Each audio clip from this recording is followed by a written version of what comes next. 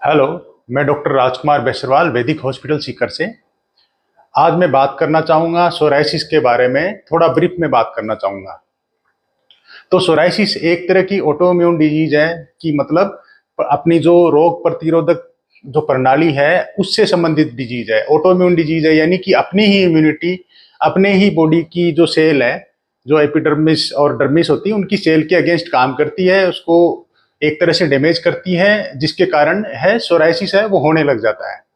तो सोराइसिस एक तरह की ऑटोइम्यून डिजीज है जिसमें कि अपनी बॉडी पे पैचेज बनते हैं रेड कलर के, जिनमें सिल्वरी स्केल है यानी पपड़ी जैसी होती है। लाल लाल चकत्ते बनते हैं, छोटे भी हो सकते हैं, बड़े भी हो सकते हैं। तो मोस्टली एक्सटेंसर्स पे बनते हैं, जैसे कि जो मतलब कोहनी वाला एरिया हो गया, घुटने वाला एरिया हो गया, बैक हो गया, और बाकी एरिया भी इन्वॉल्व हो सकते हैं, लेकिन मोस्टली यही इन्वॉल्व होते हैं। और एक स्केल्प में यानी सर में भी अपने सोराइसिस के पपड़ी जैसे या स्केल हो सकते हैं, चकत्ते बन सकते हैं। तो ये तो कॉमन टाइप है। इसके अलावा भी सोराइसिस के डिफरेंट डिफरेंट टाइप हैं। तो जैसे ये तो हो गया चकत्ते वाला, प्लाक सोराइसिस है सिंपली। एक एक होता है गटेड सोराइसिस जिसमें छोटे छोटे बनते हैं, मतलब प्लाक है, पेप्यूल छोटे छोटे बनते हैं चकत्ते, तो वो गटेड सोराइसिस है। इसके अलावा पूरी बॉडी पे भी फैल सकता है, जनरलाइज सोराइसिस है, एरिथ्रोडर्मिक सोराइसिस है, और एक इसमें वेराइटी होती है रुपोइड सोराइसिस होता है। एक होता है इनवर्स सोराइसिस यानी जो अपने फ्लेक्सर जो इनर सरफेस होते हैं, जैसे अपना अंडर आर्म वाला एरिया हो गया है, बैक ऑफ द नी वाला एरिया है, तो ये इस एरियाज में होता है, तो इनवर्स सोराइसिस है। और जैसे प्रेगनेंसी से रिलेटेड सोराइसिस भी हो सकता है और एचआईवी से रिलेटेड सोराइसिस भी हो सकता है। तो ये तो टाइप होते हैं।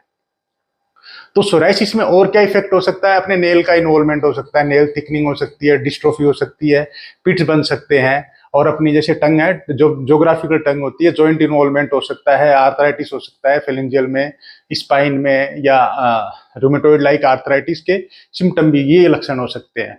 तो सोराइसिस एक अर्ली एज में प्रेजेंट करता है, जैसे मान लो 15 से 20 साल की उम्र में प्रेजेंट करता है, और एक होता है लेट एज में, अराउंड 55 to 60 ईयर में प्रेजेंट करता है। तो जो अर्ली ऑनसेट वाला सोराइसिस होता है यानी 40 साल की उम्र से जो पहले पहले होता है, उसमें जेनेटिक होने के चांस ज्यादा होते हैं।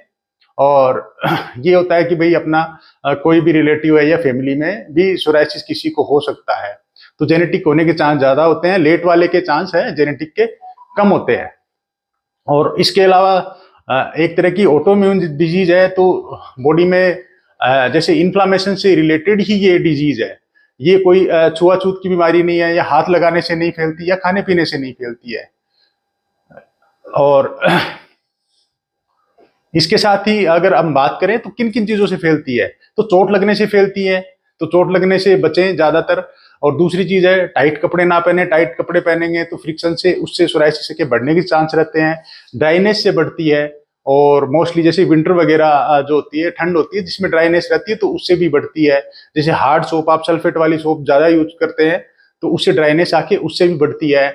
और स्मोकिंग है, स्मोकिंग में भी रिस्क इसकी डबल हो जाती है, अल्कोहल से बढ़ती है, स्ट्रेस लेने से बढ़ती है, आप ज्यादा टेंशन करते हैं उससे भी बढ़ती है, फैटी फूड खाते हैं, प्रोसेस्ड फूड खाते हैं, उससे भी इसकी बढ़ने के चांस ज्यादा रहते हैं। कुछ दवाइयां भी इसमें ऐसी हैं, जैसे कुछ पेन किलर मेडिसिन है, एंटी मलेरियल मेडिसिन है, बीटा ब्लॉकर है, तो कुछ मेडिसिन ऐसी हैं जिनके सेवन से भी सोराइसिस बढ़ता है। तो ये तो कुछ बढ़ने के कारण हो गए। अब बचाव में क्या है, जैसे आप हेल्दी डाइट रखें, तो हेल्दी डाइट में ये है कि भाई कि ज्यादा फैटी डाइट नहीं हो, ज्यादा स्पाइसी ना हो, ऑयली ज्यादा ना हो, यानी सिंपल सादा खाना हो। नमक है, तेल है, मीठा है, ये कम रखें। प्रोसेस्ड फूड कम से कम खाएं, तो इन चीजों से इसमें फायदा मिलता है। दूसरा है कोई भी ऐसी पीएच बैलेंस सोप है वो यूज करें, तो वो सिंडेट सोप होती है, तो उससे क्या है सोराइसिस में फायदा मिलता है। बहुत अच्छा मॉइस्चराइजर ओटमील वाला, या तो या सेरामाइड बेस, या कोई भी बहुत अच्छा मॉइस्चराइजर लगाए जिससे ड्राइनेस ना रहे। और अपने डर्मेटोलॉजिस्ट से संपर्क करें, वो आपका इसका संपूर्ण इलाज करता है।